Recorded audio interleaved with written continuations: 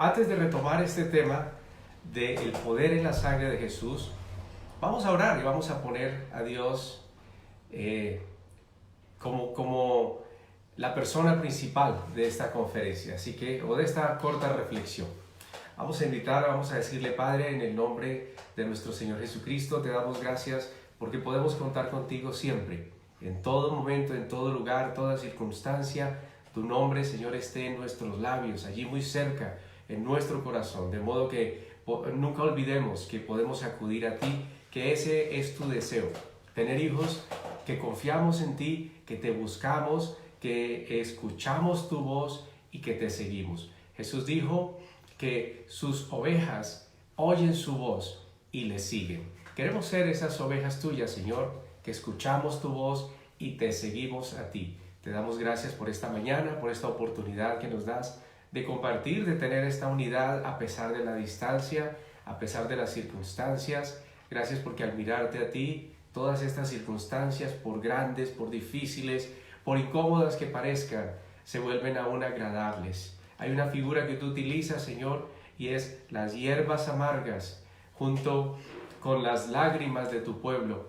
Cuando tu pueblo celebraba, Señor, o celebra la Pascua, también hace memoria de cómo esas hierbas amargas sumergidas en la sal de sus lágrimas, de sus tribulaciones, cuando esto se comía en medio del pan, ese pan que representa tu cuerpo, todo esto tiene un sabor diferente.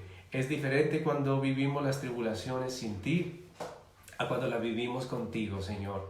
Aún en medio de la tribulación, aún en medio de las pruebas, nos podemos gozar de saber que tú estás con nosotros. Nos deleitamos, Señor, en ti. Y es más que un mandato. Dios dice: te puedes regocijar, te puedes gozar en mí, te puedes gozar aún en medio de la aflicción.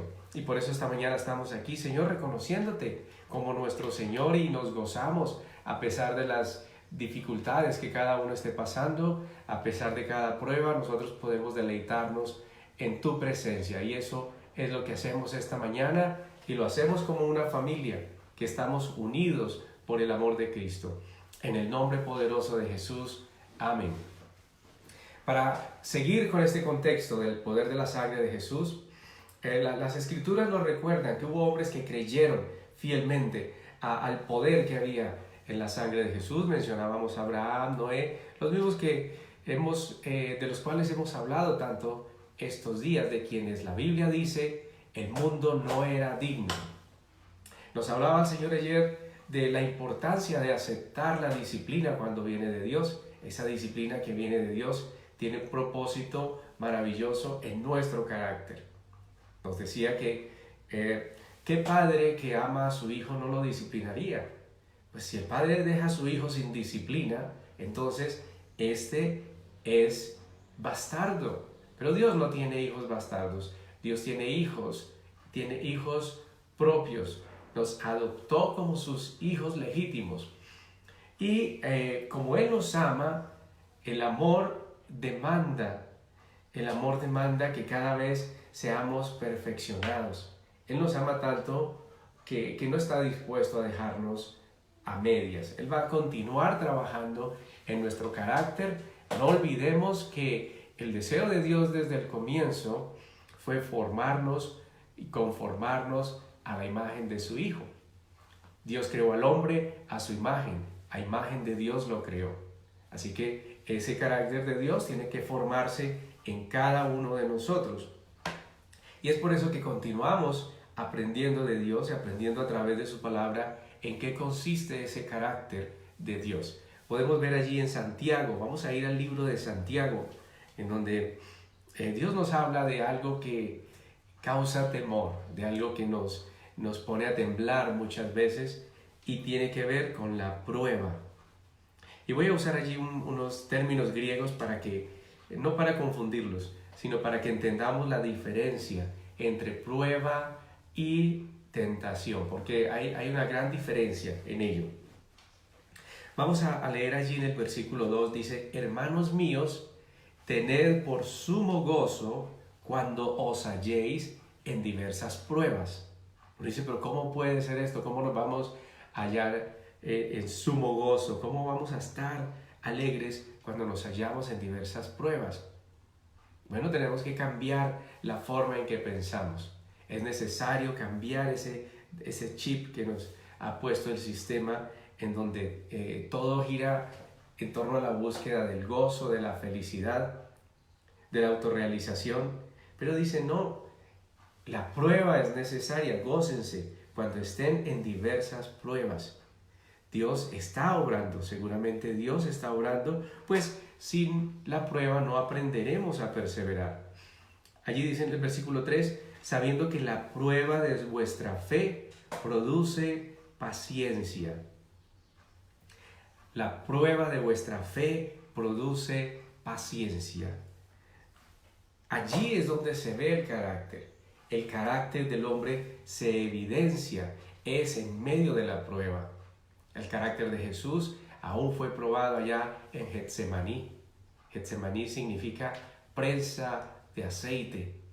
Allá donde él viene a la presencia de Dios, está en gran angustia, está orando, está aún sudando como grandes gotas como de sangre. Está sudando gotas de sangre de la angustia que hay en él. Allí está siendo esa oliva está siendo machacada en ese lugar que se llama Getsemaní, que significa la prensa de aceite. Y esas son las pruebas. En las pruebas nosotros somos como esa oliva, somos machacados, somos exprimidos, somos pasados por la prensa. ¿Y qué se espera de la prueba? Que de nosotros salga ese aceite. Si estamos llenos, si somos oliva, si estamos llenos del aceite, de la presencia de Dios, del Espíritu de Dios, pues vamos a dar los frutos que produce estar unido a Dios. Recuerde que el fruto del Espíritu es paz. Si estás pasando por dificultad y de pronto viene la prueba es esa dificultad, de allí debería brotar paz, amor, gozo, benignidad, fe, templanza, mansedumbre. Este es el fruto del Espíritu. Esto es lo que se espera, es lo que Dios espera que brote de ti en medio de la prueba. ¿Qué está brotando? Hay angustia, hay impaciencia, hay incertidumbre, hay odio. La prueba puede venir en forma de un ataque de una persona. Puede venir en forma de que alguien habló mal de ti, alguien te ofendió, alguien te robó. La prueba puede venir en esa forma. La prueba puede venir en forma de escasez en un momento determinado. ¿Qué va a brotar? ¿Qué está brotando? ¿Qué salió de ti cuando vino esa prueba? ¿O qué está saliendo de ti en este momento? Si hay situaciones difíciles, ¿estás en paz? Si alguien te ofendió, aún puedes orar y pedirle al Señor por esa persona. Ama a tus enemigos. Ora por ellos. ¿Estás en situación de escasez? ¿Tienes certeza de que Dios va a suplir para ti? ¿O entraste en un profundo desespero? ¿Estás siendo pasado por la prensa de aceite? ¿Algún miembro de tu familia está gravemente enfermo? ¿Te desesperaste? ¿Cómo estás respondiendo ante eso? Pero las pruebas no tienen como propósito destruir a la persona. Las pruebas tienen como propósito fortalecer a la persona en el carácter. Por eso dice, sabiendo que la prueba de vuestra fe produce paciencia. Mas tenga la paciencia su obra completa, para que seáis perfectos y cabales, sin que os falte cosa alguna. Es necesario porque Dios está buscando la perfección de sus hijos. Él no quiere que carezcamos de ninguna de los atributos que Él tiene en cuanto a carácter. Él quiere que seamos conformados a la imagen de su Hijo.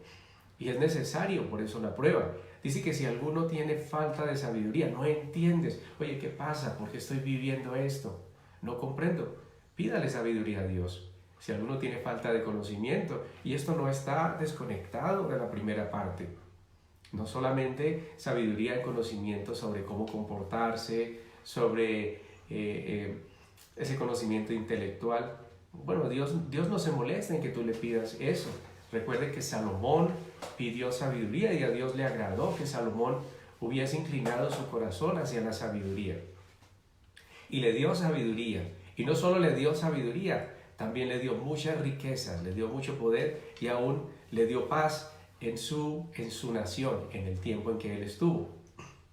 Y dice, si alguno tiene falta de sabiduría, pídala a Dios. Si usted cree que no le hace falta, que tiene mucha sabiduría, pues no es necesario que la pida. Pero yo creo que nos está hablando es a todos, ¿cierto? Cuando dice, si alguno de vosotros tiene falta de sabiduría, y yo diría más bien, si alguno de ustedes reconoce su verdadera condición de que lo que tenemos de todo menos sabiduría, pues pidamos a Dios. Es ahí la debilidad nuestra en donde el poder de Dios se perfecciona. Él se agrada, si hay algo que agrada a Dios, es una persona que reconoce su falta de sabiduría y que lo anhela ese don, ese regalo de Dios que es la sabiduría. ¿Qué tipo de sabiduría? La sabiduría de Dios. Esa sabiduría que me ubica en el conocimiento de su voluntad. Eso es la sabiduría que yo quiero tener. Yo quiero saber si estoy en medio de la prueba, Señor. Yo quiero saber qué necesito cambiar, de qué manera me debo conducir. Yo necesito saber cuál es su voluntad para mí en un momento determinado. Sin embargo, no siempre Él va a revelarte directamente por qué estás pasando, porque uno de los frutos del Espíritu que Él quiere formar en ti es la paciencia. Esa paciencia de yo no lo entiendo, no comprendo, no sé por qué lo estás permitiendo, es doloroso y todo lo demás, pero Señor, si esto viene de parte de ti, puedo estar tranquilo y confiado. Y Él dice que si tú la pides a Dios, Él te la dará y no te va a dar solo un poco, te va a dar abundantemente y no te la va a echar en cara, no te va a reprochar el que tú confieses que no tienes sabiduría. Pero hay una condición para que esta sabiduría venga de parte de Dios. Si realmente quieres recibir la sabiduría que es de Dios, tienes que pedirla confiado, pídela con fe. Confía en que Dios te escucha, confía en que Dios te la va a dar y Él lo hará. Pero pida con fe. La duda no tiene lugar allí. No puede haber duda cuando tú te acerques a Dios. Por eso leíamos en Hebreos que el que se acerque a Dios es necesario que crea que Él está. Porque sin fe es imposible. No hay forma de agradar a Dios si no tienes fe, si no tienes confianza en Él. Si crees que tú ingresas a un cuarto a orar y que nadie te está escuchando, si tú crees que estás ahí solo, pues vas a estar solo. Pero si tú crees que Dios está ahí, vas a agradar el corazón de Dios. Esa confianza agrada el corazón de Dios y tú vas a ver respuesta. Porque todo lo que tú hables con Dios allí en lo secreto será recompensado en público. Así lo declaró Jesús mismo. Por eso dice que lo hagamos con fe, no dudando, porque el que duda es como la onda del mar. Esta parte es importantísima. El que duda es como la onda del mar. Yo he sido, fui o estoy en el proceso de dejar de ser, y es ese hombre inconstante, ese hombre que dudaba toda hora, que puedo hacer esto o aquello, yo no sé qué hacer, pero como no tenía el consejo de Dios, siempre tomaba la peor decisión. Pero dice, no dudando, porque el que duda es semejante a la onda del mar. Imagínense la onda del mar, va de un lugar para otro, pero a la final no tiene un rumbo fijo, no llega a ningún lado. Es arrastrada y es echada de un lado a otro.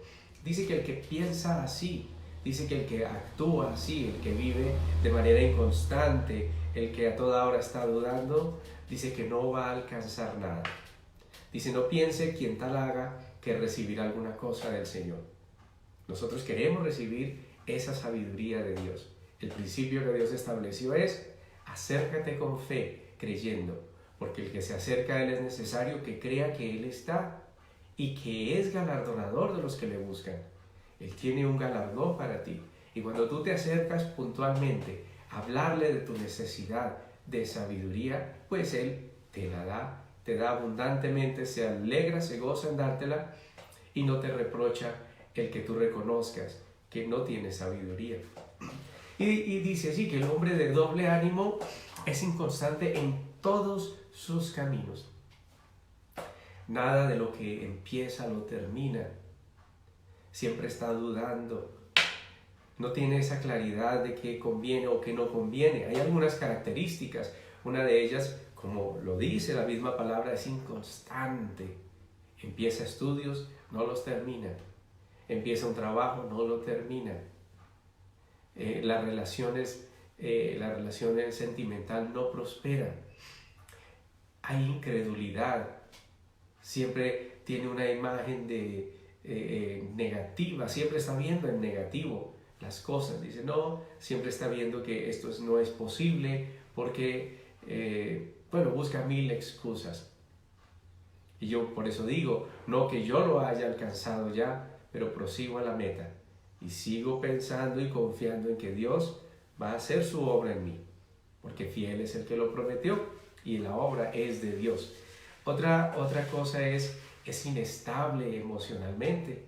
A veces está feliz, tiene un doble ánimo, a veces está triste. Es muy fácil pasar de un lugar, de un extremo al otro.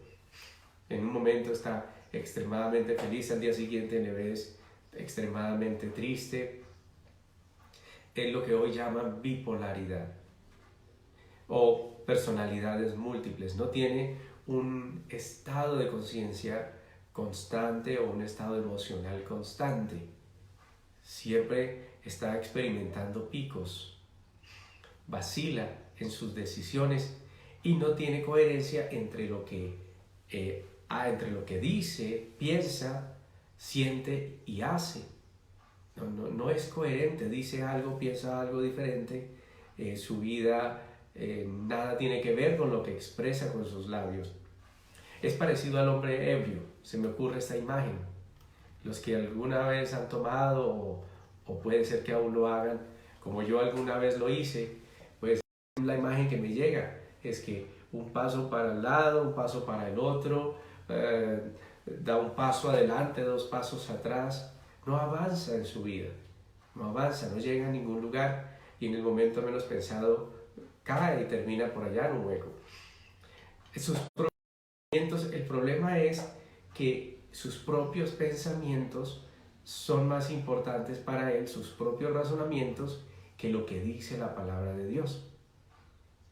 La forma de afirmar nuestro camino es meditando en la palabra de Dios. Es cuando vivimos bajo este principio, escrito está. ¿Qué debo hacer? No sé cómo responder en este caso, no sé qué decisión, camino coger, pero la Biblia dice, escrito está, y para cada situación Dios tiene una salida bíblica. He ahí la importancia de empaparnos de la voluntad de Dios por medio de su palabra. Pero no es solo conocerla, no es solo leerla, porque para el hombre inconstante, sus propios pensamientos son más influyentes en su vida que las Escrituras. Jesús dijo, no se preocupen por lo que han de comer o lo que han de beber, pero sus pensamientos dicen, sí, pero entonces cuando se acabe el mercado, ¿qué voy a hacer? Ahí su razonamiento vino y dijo, la palabra de Dios no es viva ni es eficaz, como dice que.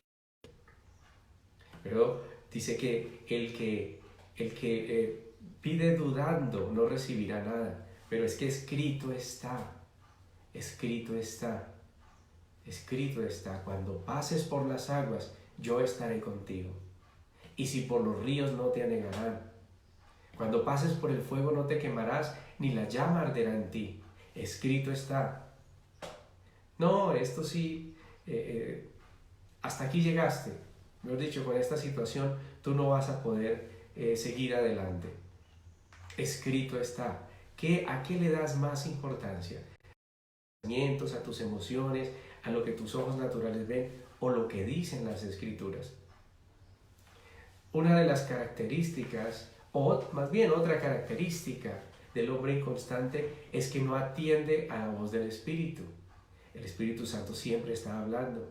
el Espíritu Santo dice, recuerda lo que dice la palabra con respecto a eso. No, yo ahorita estoy demasiado ocupado, tengo que resolver, estoy demasiado preocupado, no tengo tiempo, ni siquiera tengo tiempo para orar, menos para leer la Biblia. Yo tengo que mirar estrategias, yo tengo que llamar a los bancos, tengo que llamar a un amigo, voy a ver cómo resuelvo. Y el Espíritu Santo está diciendo, búscame, yo tengo la respuesta, búscame. Pero el hombre inconstante no hace caso del Espíritu. Tiene una forma de pensamiento carnal. Seguramente Jesús es su Salvador, puede ser creyente, es creyente, pero para él Jesús es su Salvador ya. Pero Jesús no lo ve como amigo, no lo ve como proveedor, pero tampoco lo ve como su Señor. Así que sigue siendo inconstante. No puede mantener una paz mental ni espiritual de manera constante. Siempre está vacilando. Siempre vemos esos picos de los que hablábamos hace unos minutos. Y con facilidad regresa a esas prácticas del pasado destructivas, a adquirir malos hábitos. En este tiempo no podemos darnos el lujo de ser inconstantes. No, ahora ya tengo mucho tiempo, en cualquier momento yo puedo leer la Biblia, o sea que ya no tengo que madrugar. Qué bueno que ya no tengo que madrugar. Antes tenía que madrugar porque en el trabajo pues no quería salir de mi casa sin orar, así que tenía que madrugar un poco más para que cuando fuera el tiempo de salir del trabajo ya hubiera orado 5, 10 o 15 minutos. Pero eso es inconstancia, porque si ahora yo me doy el lujo de no levantarme como antes, que me levantaba a las 4 o a las 5, algunos a las 3, otros, bueno, a las 6, digamos, yo no lo sé, cada uno maneja su tiempo. Deja de ser constante. Si era un hombre constante, una mujer constante, puede cambiar esa constancia por malos hábitos. No podemos dejar los buenos hábitos, porque hay razones de peso por las cuales es bueno buscar al Señor de mañana, temprano, porque en la mañana no hay ruido, en la mañana no hay interrupciones, en la mañana tu mente aún no se ha activado en razón de otras actividades.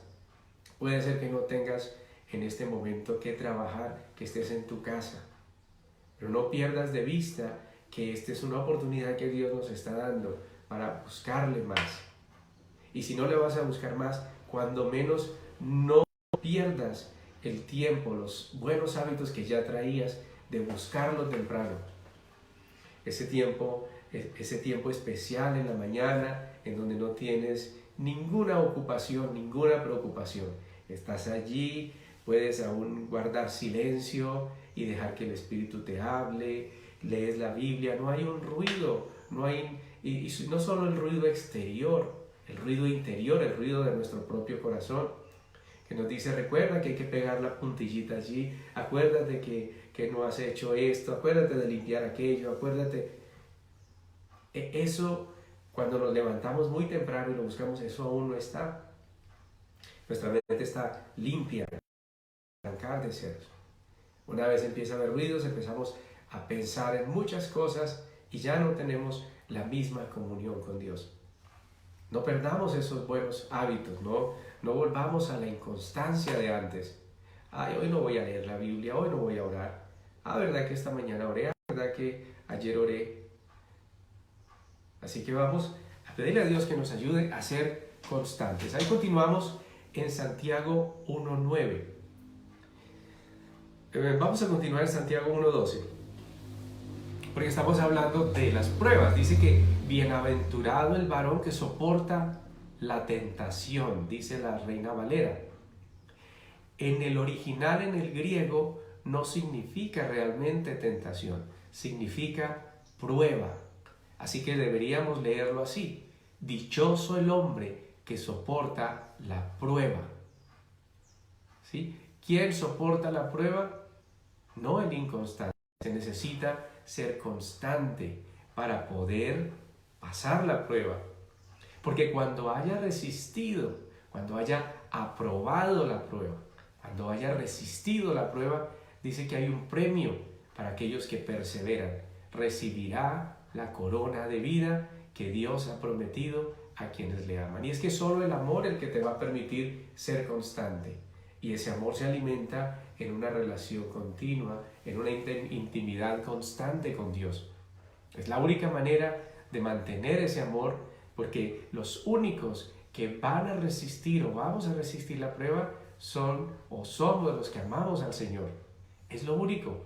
El amor es lo que te permite resistir cualquier tipo de prueba, cualquier circunstancia. En Mateo 6:13, cuando Jesús le está enseñando a sus discípulos a orar, Él les dice allí, esta es la manera como ustedes van a orar. Y en el versículo 13 puntualmente dice, y no nos metas en tentación, mas líbranos del mal. Vamos a darnos cuenta aquí en Santiago 1:13, que aquí realmente la palabra que está utilizando en el original no tiene la connotación de tentación, sino de prueba. No nos metas en prueba, mas líbranos del mal. Vamos a ver por qué. Ahí en Santiago 1:13 dice, cuando alguno es tentado, no diga que es tentado de parte de Dios, porque Dios no puede ser tentado por el mal, ni Él tienta a nadie. No es que Diosito me puso esa tentación ahí, ¿yo qué iba a hacer? No, y a veces el hombre se excusa con la mujer o viceversa. No, mi amor, yo no pude resistir porque Dios me puso a mí esa tentación y yo no la resistí.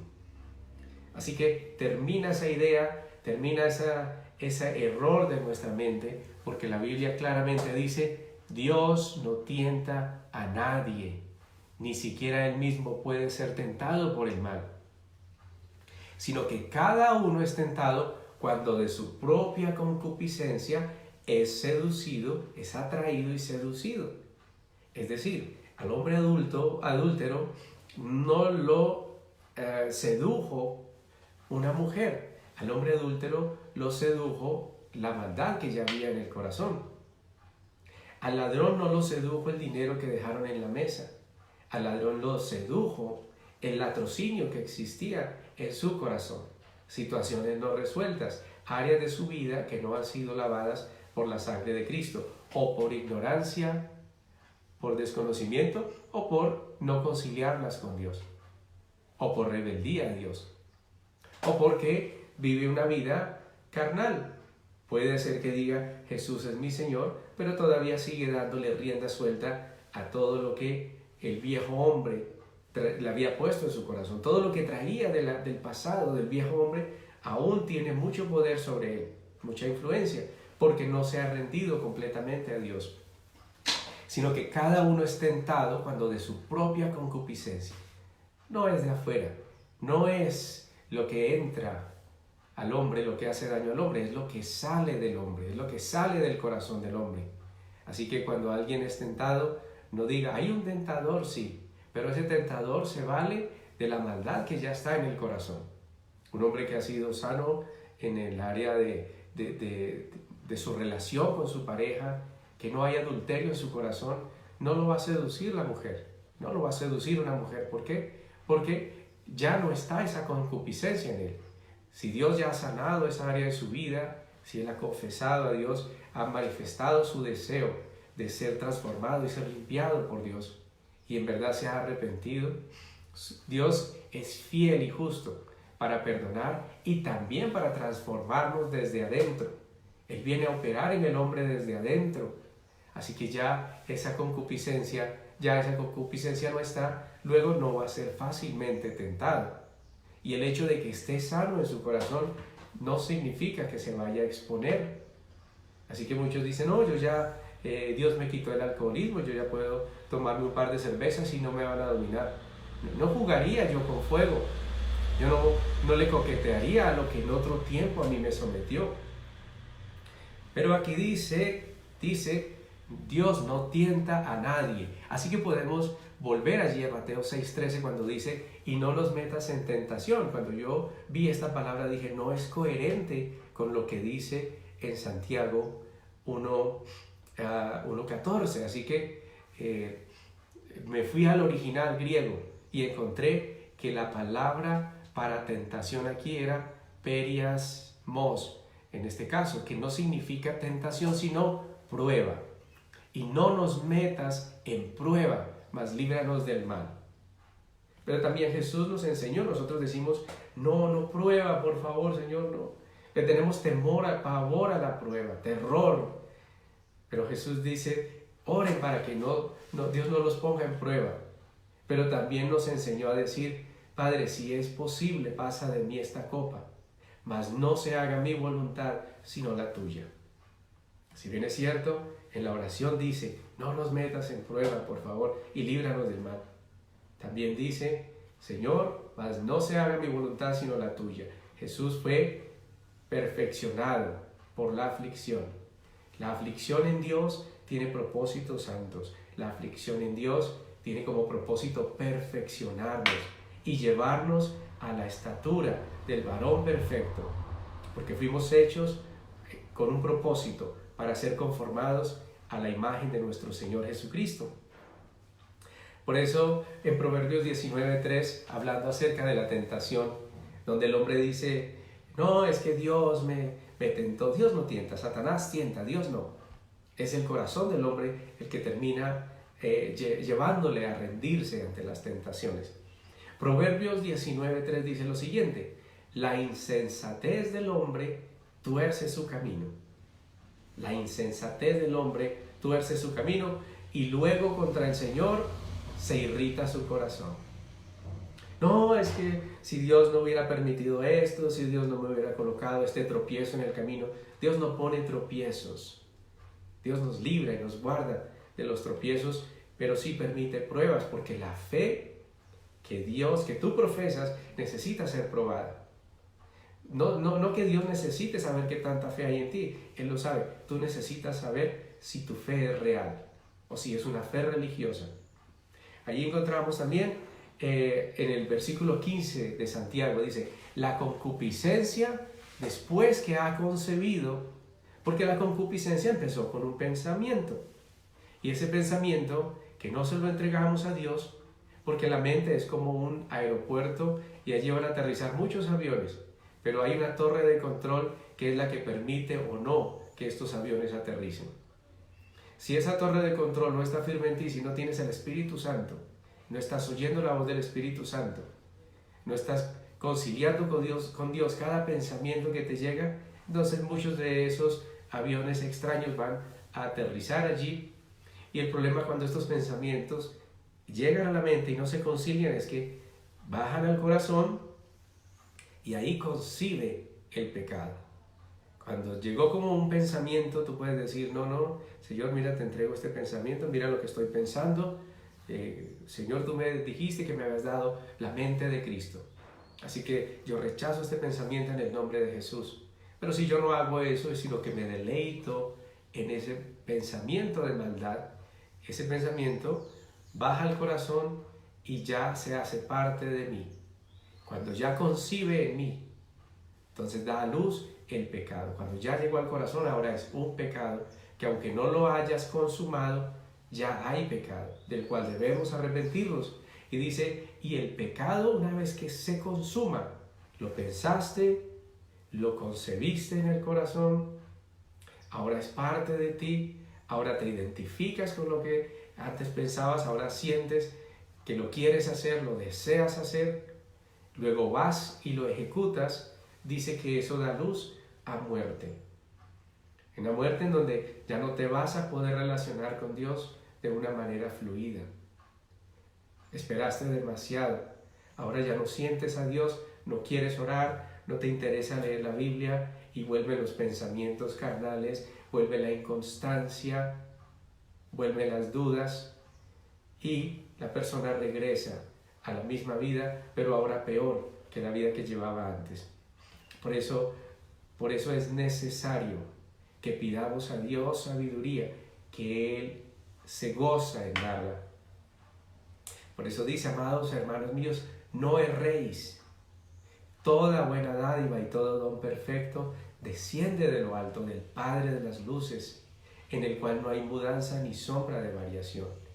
Él es santo, todo lo que Él dijo acerca de nosotros, acerca de su deseo para nosotros, era real, es real, y son promesas de Dios Él de su voluntad dice que nos hizo nacer por la palabra de verdad para que seamos primicias de sus criaturas. Así que vamos a gozarnos, dice la Biblia, gocémonos cuando estemos en diversas pruebas, porque es evidencia de que Dios está trabajando nuestro carácter, de que Dios nos está formando. Y si estamos siendo probados, es porque Dios necesita que esa oliva que ahora está siendo pasada por la prensa dé el fruto que se espera, el fruto que Dios espera de alguien que está alimentándose de su palabra, porque en medio de la prueba es donde sale evidencia de que nos estamos alimentando. ¿Recuerdan la imagen? ¿Qué es más? ¿Recuerdan la imagen de aquellos dos toros, un toro negro y un toro blanco, que están en una lucha a muerte? ¿Cuál de los dos toros va a ganar? ¿Cuál de los dos toros, el blanco o el negro? ¿Cuál de los dos es el victorioso? Yo creo que ya muchos han dado la respuesta. Es el que esté mejor alimentado. Si tú alimentas tu espíritu, el espíritu se va a sobreponer sobre la carne. Pero si tú alimentas la carne, si este tiempo que Dios nos ha dado para buscarlo, para inquirir en su palabra, para adorarlo, para compartir con Él, para hablarle, preguntarle, si tú lo utilizas para eso, entonces tú vas a estar fortalecido y ya no vas a ser esa persona inconstante, no vas a ser esa persona de doble ánimo, sino que vas a estar firme en la prueba que viene sobre toda la humanidad. Así que es el tiempo de pensar en ello, vamos a meditar en ello y vamos a pedirle a Dios que lo que hemos escuchado podamos realmente vivirlo, que lo que hemos escuchado se haga vida en nosotros, que ya no sea una teoría, que ya no sea algo, un conocimiento intelectual, sino que vamos a experimentarlo en el espíritu primero, para que cuando en lo natural se presente podamos resistir la prueba y entonces recibiremos la corona de vida que Dios ha prometido a todos los que le amamos. Vamos a darle gracias a Dios en este momento, vamos a decirle gracias porque hoy nos estás ofreciendo el regalo de la sabiduría, porque la verdadera sabiduría que conviene al hombre es el conocimiento de Dios, el estar unidos a ti, el estar unidos a tu voluntad. Y yo oro para que los oídos de aquellos que están en este momento escuchando, Señor, esta palabra se abran para entender lo que el Espíritu Santo quiere hablar, que no nos resistamos al Espíritu, a la voz del Espíritu, sino que nos gocemos, nos deleitemos, Señor, en esa sabiduría de lo alto, esa sabiduría que nos va a permitir resistir la prueba y que podamos recibir la prueba como lo que es, un entrenamiento de parte tuyo, un entrenamiento que también nos va a permitir que se evidencie cómo está nuestro carácter, que se evidencie qué hay en nosotros, Señor. Ese molino, esa prensa que pasa sobre tus hijos, Señor, que tú puedas obtener lo que tú esperas, Señor. Ese aceite, ese fruto del Espíritu Santo. Padre, gracias te doy, Señor, por cada persona que está allí escuchando. Yo los bendigo y oro que ellos puedan seguir meditando en esta palabra, que no se queden solo con lo que han recibido, sino que vengan a tu presencia para que esta palabra se haga vida en ellos y también vida en mí. Te lo pido en esta mañana, en el nombre poderoso de nuestro Señor Jesucristo. Amén. Muchas gracias por estar allí conectados. Muchas gracias por compartir este mensaje si considera que va a ser de edificación para otros. Que tengan un maravilloso día.